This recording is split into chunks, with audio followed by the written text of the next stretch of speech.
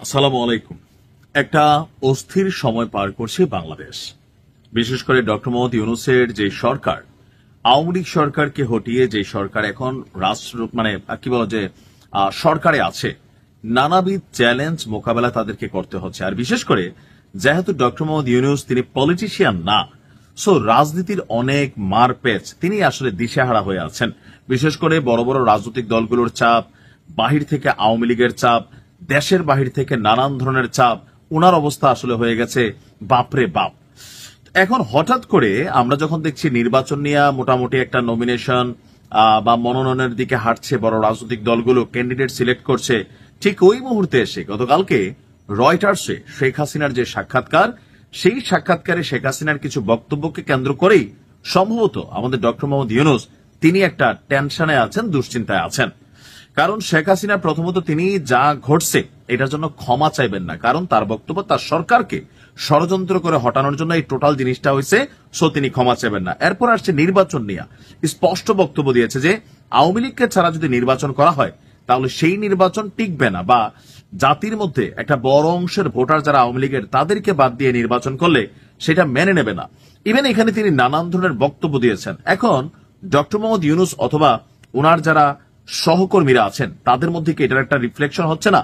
অবশ্যই হচ্ছে, অন্তরে অন্তরে হচ্ছে, হয়তো মুখে বলছে না। কিন্তু যখন গতকালকে রাতেই ডক্টর মোহাম্মদ ইউনূসের একটা জরুরি বার্তা দেশবাসীর প্রতি আসলো, তখনই বোঝা গেল যে শেখ হাসিনার ওই বক্তব্যের একটা রিফ্লেকশন আমাদের প্রধান উপদেষ্টার কণ্ঠে কাজ করে যাচ্ছে। এমনিতেও কিন্তু একটা চ্যালেঞ্জিং সিচুয়েশন, একটা নির্বাচন উপহার দেওয়া।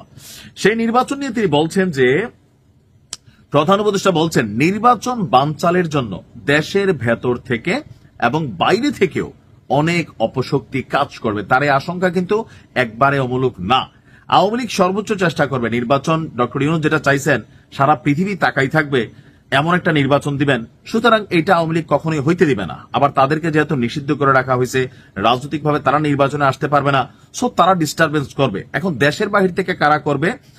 ডক্টর ইউনূসের ধারণা ভারত এখানে একটা বড় ভূমিকা রাখছে, এছাড়া আরো বিভিন্ন শক্তি কাজ করে যাবে। তবে তিনি বলছেন যে বড় শক্তি নিয়ে তারা নির্বাচনে হামলা বা নাশকতা চালাতে পারে। এখন যদি আসলে এমন কিছু হয় তাহলে কি রাষ্ট্র প্রস্তুত আছে একটা সুষ্ঠু নির্বাচন দেওয়ার জন্য? নির্বাচনের সময় রাজনৈতিক দলগুলা নিজেরাও তো ভোট কেন্দ্র দখল, তারপর হচ্ছে ভোট লুটপাট, এগুলোতে জড়াইতে পারে, সহিংসতা হইতে পারে। তাহলে এই জায়গাটা কিভাবে তিনি মোকাবেলা করবেন? তো ডক্টর ইউনূসের বক্তব্য যে এই নির্বাচন হবে অত্যন্ত চ্যালেঞ্জিং, যত বড় ঝড়ঝাপটা আসুক আমাদের তা মোকাবিলা করতে হবে। এখন মোকাবিলাটা কে করবে? আমাদের রাষ্ট্রশক্তি আসলে কি ক্যাপাবল? আমরা দেখলাম যে 13 জন আনসার আর কয়েকজন সদস্য দিয়ে এক একটা ভোট কেন্দ্র পাহারা দেওয়া হবে, এগুলোকে আসলে পর্যাপ্ত কোন একটা রাজনৈতিক শক্তির সামনে? এরপর আমাদের প্রেস সচিব বলছেন যে ডক্টর ইউনূস বলেছেন ডিসেম্বরের প্রথম সপ্তাহে ত্রয়োদশ জাতীয় সংসদ নির্বাচনের তারিখ ঘোষণা করা হবে, আর এ লক্ষ্যে 15 নভেম্বরের মধ্যে সব ধরনের প্রস্তুতি সম্পন্ন করার নির্দেশও দিয়েছেন ডক্টর ইউনূস। আগামী 1 নভেম্বর থেকে নির্বাচনকারী কর্মকর্তাদের পদায়ন শুরু হবে।